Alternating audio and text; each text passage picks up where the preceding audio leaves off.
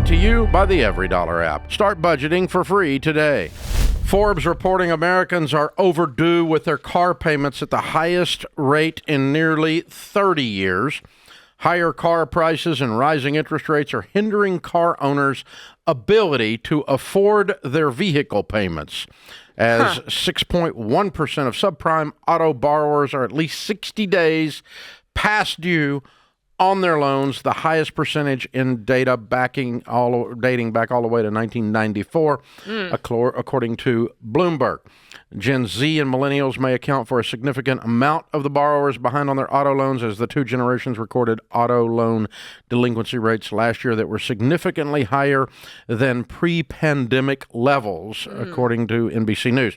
Interest rates for used cars are 13.5% on average for those with fair credit, but can rocket up to 21% with those with worst credit and subprime loans. 6.1% behind on a subprime loan.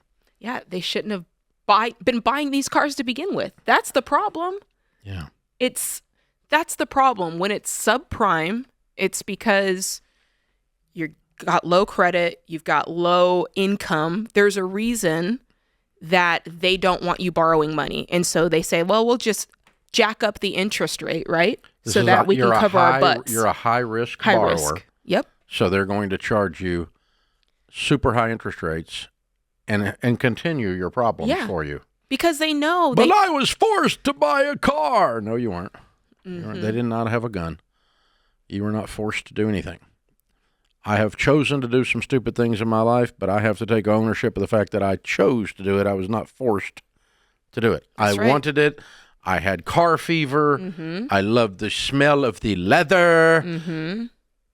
And I paid way too much, and I put it on a high interest rate because I was stupid. Yeah. And I suspect that some people have done that. Well, what's interesting is this is significantly higher than pre-pandemic levels, which to me indicates that after the pandemic, people got used to extra money coming in, whether it was subsidies from the government or whether it was I wasn't paying my student loan, and let's just go get a car. Let's get a new Camry. Yeah, we have the illusion of margin in our budget because of these Biden bucks. That's right. And there's not a real margin in my budget, but I will go and act like there is. Mm-hmm. And because the famous words of right before you die, we can afford the payments. These are the famous words of fools right before you prove you're a fool. Right, because all you care about is how much per month. Rich people ask how much. Poor people ask how much down, how much a month. Yeah. And they're not talking about what these payments are, because we know what the average payment is. $717 last time I checked. Yeah. So, $600, $650. The interesting thing, though, the way Forbes and the financial media couches these things, it's as if the people that did this are victims. Right. You know, it's like the Gen Z and millennials may account for a significant amount of the borrowers behind on their loans. These two generations have recorded auto loan delinquency rates last year that were significantly higher than pre-pandemic levels. No, I can't get behind that, Dave, because they went to the dealership and they said, sign me up. I'll sign on the dotted line. They made that choice. No one said you had to get a car loan. No one said you had to spend $25,000 on a brand new car. You chose to do that. Higher vehicle prices are at fault.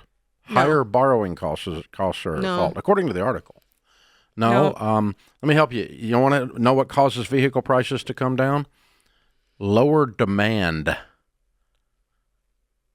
People aren't buying them. They'll price adjust. It's what's happening in higher education right now. Colleges are getting ready to experience this.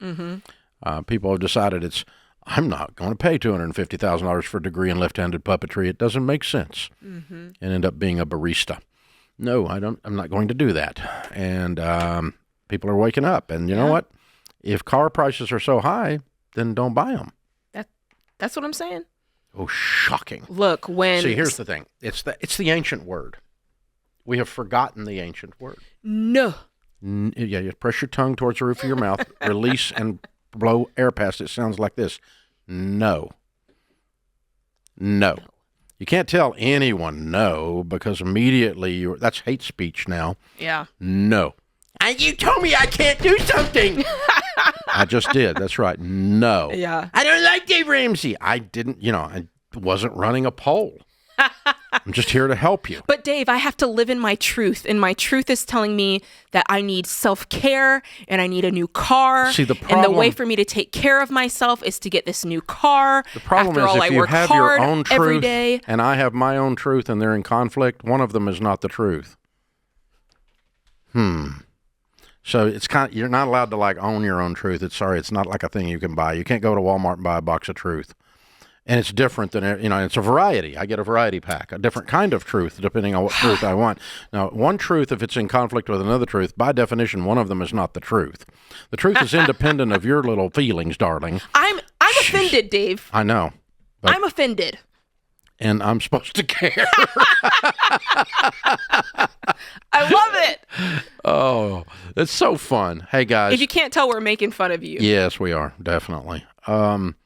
Yeah, if you make all of your adult decisions with your feelings, you are by definition a child. Mm-hmm.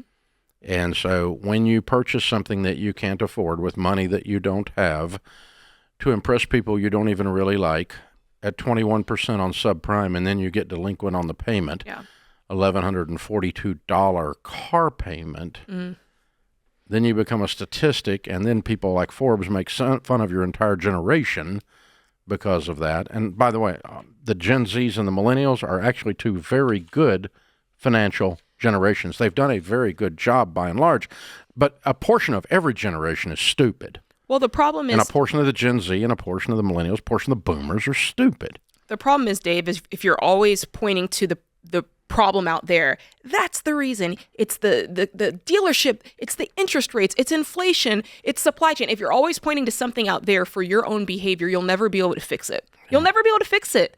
And you'll never get out of debt, and you'll never stop fooling around with cars.